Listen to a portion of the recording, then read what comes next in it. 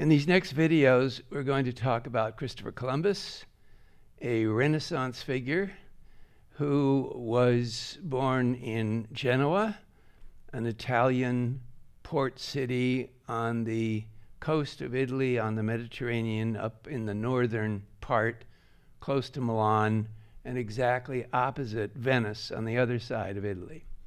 So he is a child of a simple working class family, obviously with special intellectual skills and adventurous bent on his part. And so he goes off to sea and begins a career on ships and shipping and goes all over the world in those years from his youth through to the 1470s.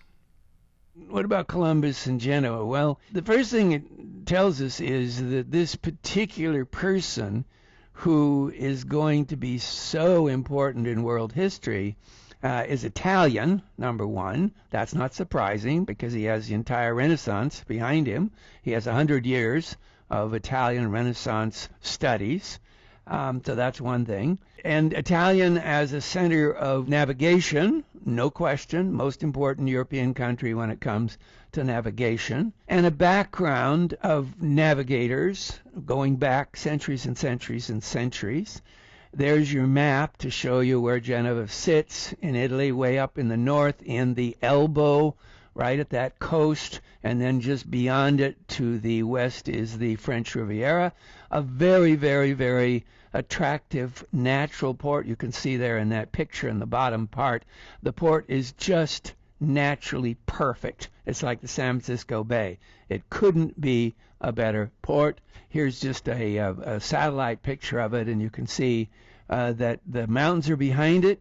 There's a coastal shelf, which is just a nice little area for the city, and then the perfect port. There's a big, huge valley, river valley there just west of the city, so most of the highways come down through there, and it's just a perfect Italian port. Here's a map of the city, and you can see that there's a waterfront and a big half circle. Over on the right side, there's a big pier, Molo in Italian, with a lot of different things on it, including a huge, fantastic aquarium and a great hotel that's on that. And then just behind that big pier on the right side of the port is the old historic center. So that was the center of the old city, just on that east curve of the natural bay, because it's the most space you can get from the hills. So it's a bigger space and a great place for a city. What's special about Genoa and Liguria? Well, the weather is totally unique, and it allows Genoa to grow all kinds of things that grow extremely well there. One is basil. So basil is a key ingredient in everything. Pine nuts, and that's how pesto came to be the typical Genovese diet, and other things like wonderful red wines that grow on the hills right behind the city. Here's just a map of how the big international autostrada comes down that valley to the city, around behind it, and then west to the Riviera. Here's a picture of what that huge highway looks like when it comes in from behind Genoa, because there's a great big huge river valley right behind the city. So when you arrive in Genoa from the interior of Italy, from the mountains, you have to traverse that big huge valley, and now with this high bridge you can come in, at 70 miles an hour with a bit of a shock when you look down, when you come out of the hills and all of a sudden you realize you're sitting a couple thousand feet above the river valley. It's always a big shock, particularly if you're driving, because as you're driving and you're trying to concentrate on these Ferraris that are going by at 120, and then you look to your right or your left, you realize that the tiniest variation of your steering wheel would throw you and all your passengers to a fiery death below. It's very scary. I've done it, and it's always scary when you realize that even one little mistake would have you kaboom. There's a view from down the bottom of the valley. Here's, of course, the city, and the old city back to Roman times, an important city by the time of Columbus with a phenomenal background of navigation. So ships and shipping and knowing about ships and shipping, that's all part of Columbus's background. And of course, the fact that it's Italian navigation, center of the Mediterranean, means he knows more about navigation than probably any of the other navigators at about the same time. Compare, say, Francis Drake. Drake is a novice when it comes to the knowledge of the navigational background. Genoa is important by 1,000, and then like the other city-states in Italy, they're all emerging about 1,000, a whole series of maritime republics up and down the coast, and Genoa is one of the important ones. And another one is Pisa.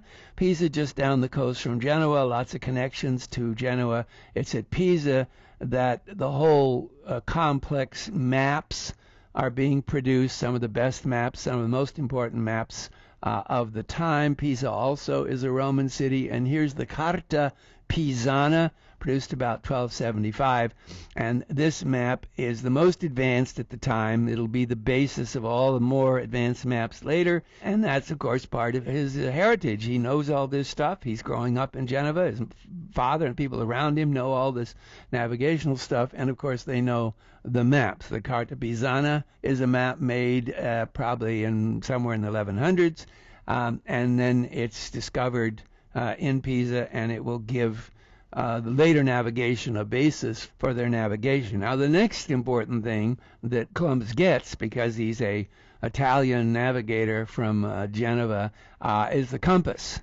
And the compass is created in Amalfi, another one of those maritime republics down the coast. Amalfitani, isn't that a wonderful name for people who live in Amalfi? The Amalfitani, I love that. They take the Chinese discovery of magnetism in rocks, and they turn it into a real maritime compass. They invent it. That little box you see in the picture is the maritime compass that Chinese never think of and never develop and never use.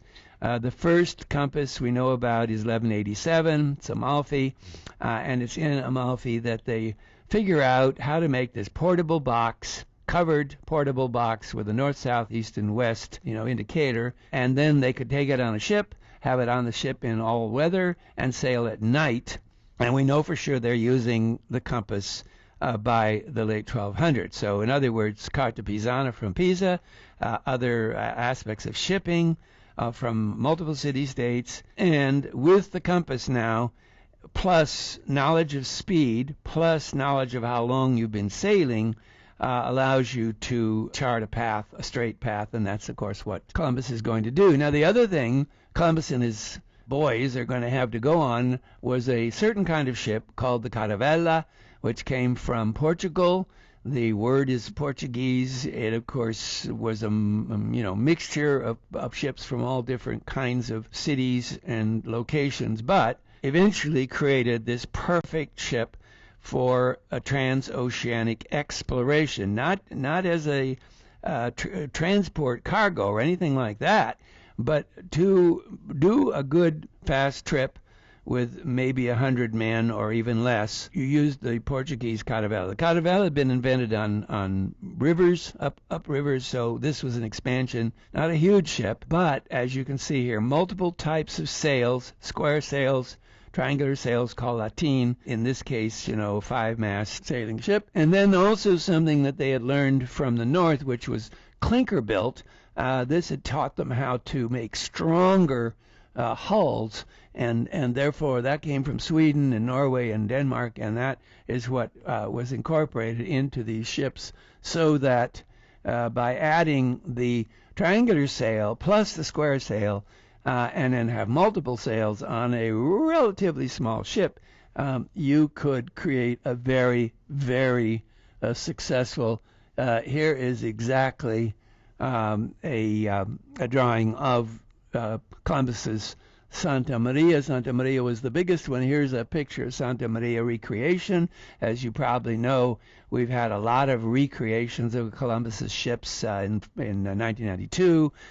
They created exact replica, and it sailed from Spain over to the New World and up into New York Harbor, and there was a huge celebration out in the harbor.